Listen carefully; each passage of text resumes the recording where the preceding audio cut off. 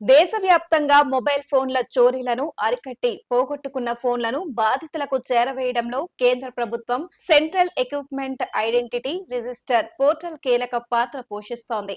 IMEI number ఆధారిత ఈ వ్యవస్థ ద్వారా చోరీకి గురైన లేదా పోగొట్టుకున్న లక్షలాది ఫోన్లు వాటి అసలు యజమానులను చేరుతున్నాయి. ముఖ్యంగా ఉత్తరప్రదేశ్ లోని గజియాబాద్ పోలీసులు ఈ విధానంతో వేల ఫోన్లను రికవరీ చేస్తూ ఆదర్శంగా నిలుస్తున్నారు. గజియాబాద్ పోలీసులకు వివిధ రాష్ట్రాల నుండి దొంగ ఫోన్లు కొరియర్ల ద్వారా వెనక్కి వస్తున్నాయి.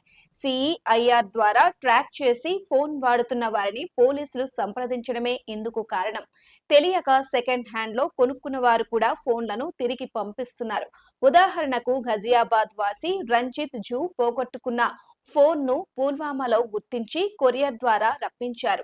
బస్ లో ఫోన్ పోగొట్టుకున్న వినోద్ కుమార్ గుప్తాకు కూడా తన ఫోన్ భటిండా నుంచి తిరిగి లభించింది.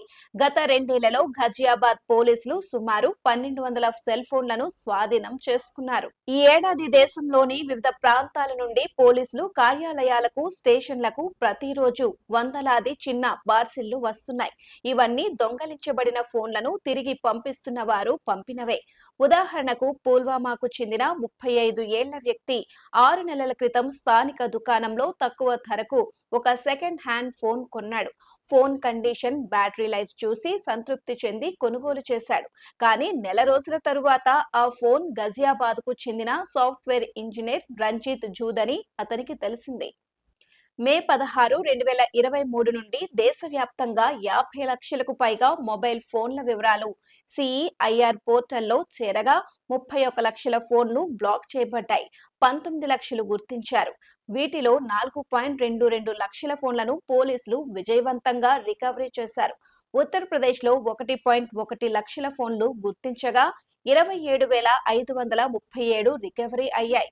తెలుగు రాష్ట్రాల్లోనూ సిఈఐఆర్ సత్ఫలితాలనిస్తోంది. తెలంగాణలో 1.8 లక్షల ఫోన్లు గుర్తించగా 78,842 రికవరీ కాగా, ఆంధ్రప్రదేశ్ లో 67,454 ఫోన్లు గుర్తించి 24,198 తిరిగి యజమానులకు చేర్చారు.